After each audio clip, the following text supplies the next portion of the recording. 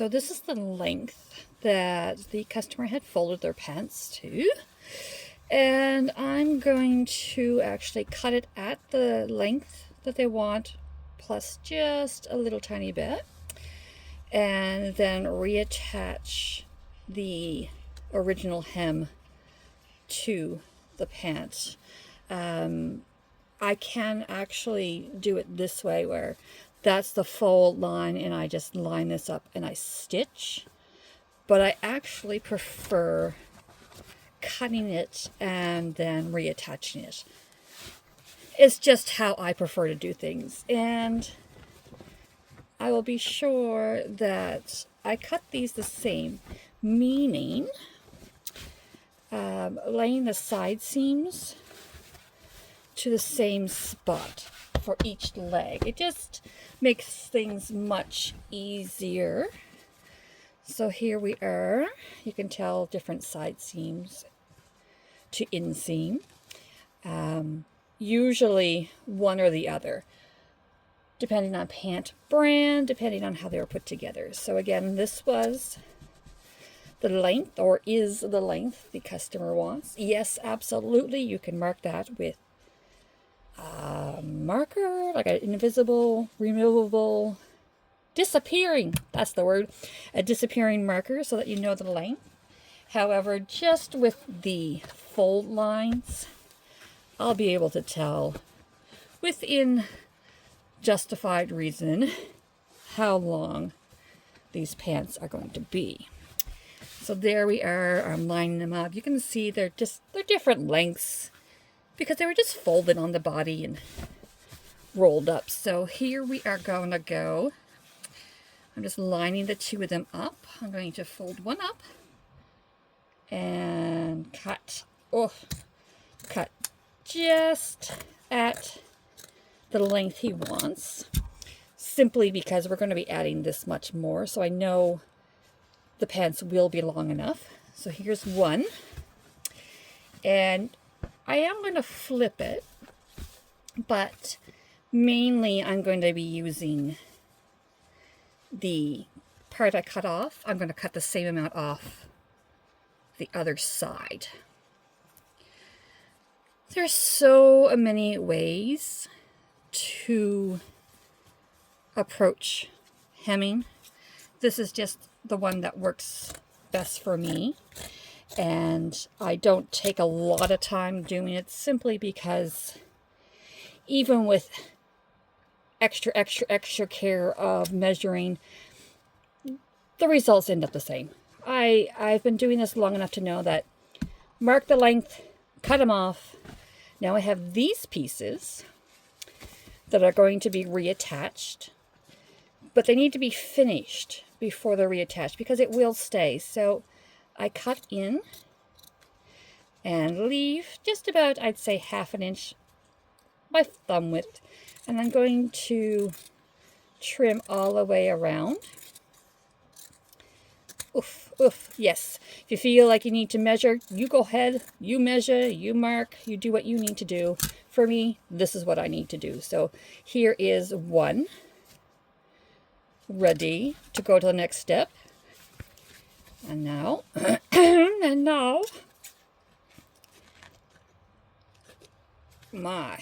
sometimes I just don't like to play along. And here's the other. Again, my thumb width is my measurement. Get to use your little digits, your body parts, for your measuring. It just makes things consistent, whether you're looking for a thumb width, 3 fingers, you get it. You can just kind of use those because they're always on your person. Hopefully your fingers are attached. And even if they're not, I'm sure you can figure something else out. So here's 2 of them. This one's a little bit wide, so I'm going to trim that off on the serger, actually. So that will be the next step, is to just run this right along the line where the foot can reach, right on the serger, to make sure that this part is finished, because it's the one that will fold up inside the pant leg at the very end, and you will see it. So I also take my cues from the color of thread that they use on the inside. Some pants are done with bright colors, actually. This one's done with a nice little navy, which in my world, navy can also mean black. I'm upside down. Navy can also mean, there we go, black. So I'm going to run them through the serger just like so, and serge right along this edge so that I still have plenty to sew onto the pant leg, but it's going to be a nice clean finish. So let me get to that step. Okay, so I went ahead onto the serger and I just fed it through so that my foot was laying just on top of the original seam here, and just put through a small little serging. You can see it's not incredibly straight.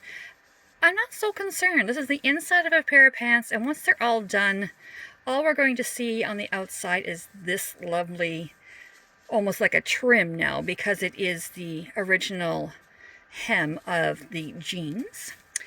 So I do that to both of the end pieces of the jean, and I also just run the pants themselves into the serger with a little tiny narrow, nothing fancy little hem on the bottom of the pants, so that when these guys match up, nothing is going to be left to fray.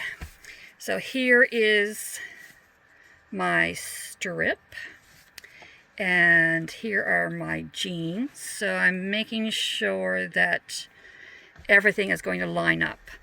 I take these. This is the best way to show you that the French seam, the denim overlap seam here, and this one, I want those to match. If nothing else matches, I'm all right. But when these match, it all seems to go into place much, much better. So I'm just doing a little demonstration here to show you that cutting off a couple of inches of a pair of pants, especially jeans, you can end up with more pant leg than end of leg. So when you go to install, you need to give it a little tension, a little stretch. Nothing too extraordinary, just enough to ease this pant leg back into place, so that when we stitch right close to here and I flip it, there are very, very little, so that when I stitch it all into place and then flip it, you will not have any tucks and wrinkles in the main pant leg, even though it is now a little bit bigger because we cut off a considerable amount. So I'm going to put this all into place and then get ready for the next step, which is, well, sewing them back into place.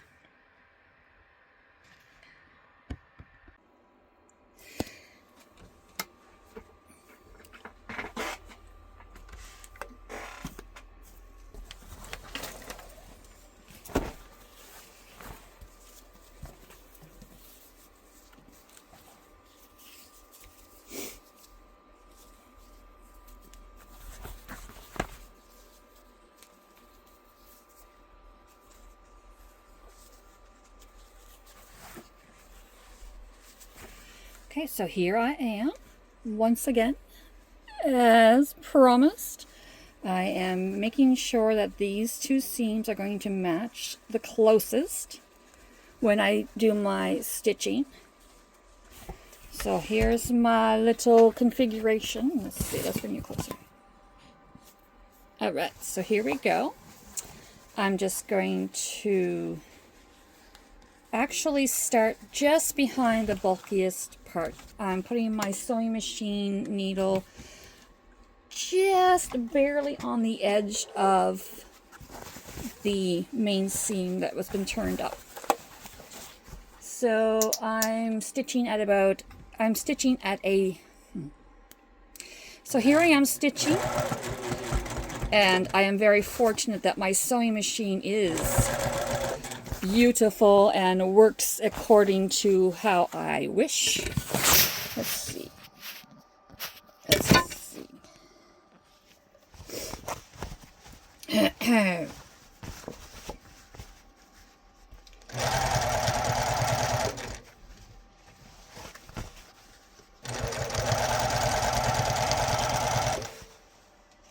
No, I need that in frame.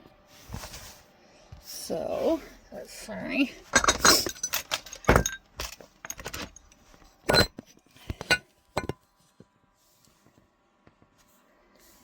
So, there we go. So, boop. No. There.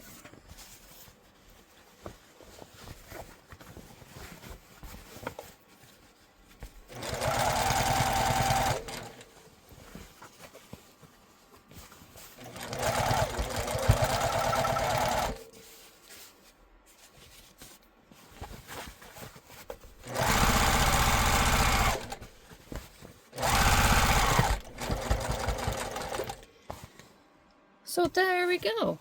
There's one pass, and I'm going to do another.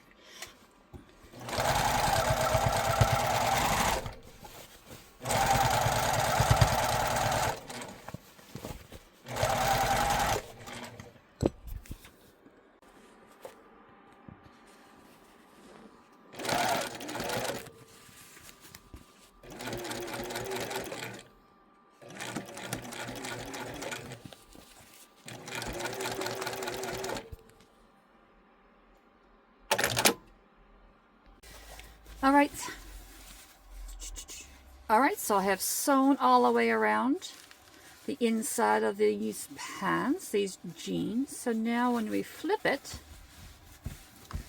to the correct side, this is what the hem looks like. Pretty well even. It's on the bottom, so check out the other one. Again, here's the inside that we just sewed on. And now flipping it to the correct side, the right side.